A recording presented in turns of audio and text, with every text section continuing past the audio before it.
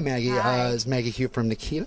How did you prepare for the role of Nikita? I heard something about a training camp during the panel. Did you want to elaborate a little bit about that? Well, I ran the cast through all kinds of different sort of stuff. I mean, definitely choreography, some martial arts, some parkour. Do you know what that is? Yeah, it's the jumping without wires. Yeah, running up walls. Exactly. Some parkour, some rappelling, and some conditioning too, to just kind of get them in the mind frame of what it is that we have to be prepared for when you do choreography. You always have to be at a certain level of cardiovascular health when you're doing a choreography because it's exhausting. So yeah, it was really kind of interesting. It was really great to see who was at what level and where we needed to improve on and how we could fill those gaps. It was nice to see, and I'm glad that after I invited them that they took the time to come down. It was great. Yeah. So Nikita kind of walks like a kind of fine line, I think, between redemption and revenge. I mean, she saved Alex, brought her back to health and everything, and then she sent her into a place where she could get killed really easily. You think sometimes Nikita goes too far, or? I think that she is very ambitious, yes, and I think that that's one of the things she's going to have to come to terms with. We can have an idea of what we think is good, or have an idea of how we want the world to be, but at the risk of who and at the risk of what, right?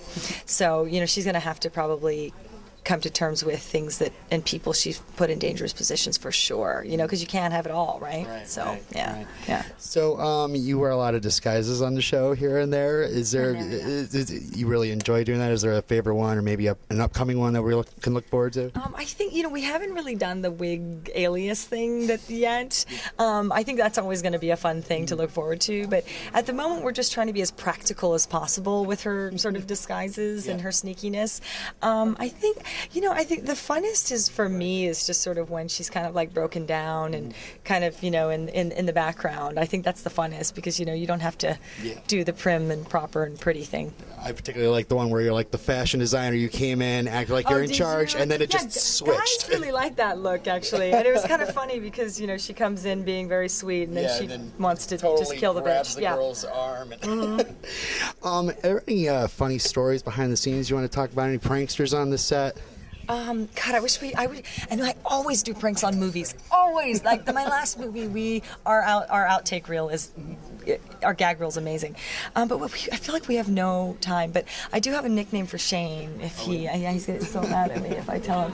But we had to do these flashbacks with Shane, and they were like trying to because with guys it's harder to make their look different. I mean, in one episode. So we took his hair and we kind of poofed it up a little bit, and they combed it back. So it was like kind of a little bit bouffanty. Right. And he came on set, and I just kept staring at him. He goes, "What are you looking at?" So I said that he looked like the love child of Charlie Sheen and George Michael. So I call him Charlie Michael. Oh, nice. Well, thank you very much, Maggie. Thank you. I appreciate it.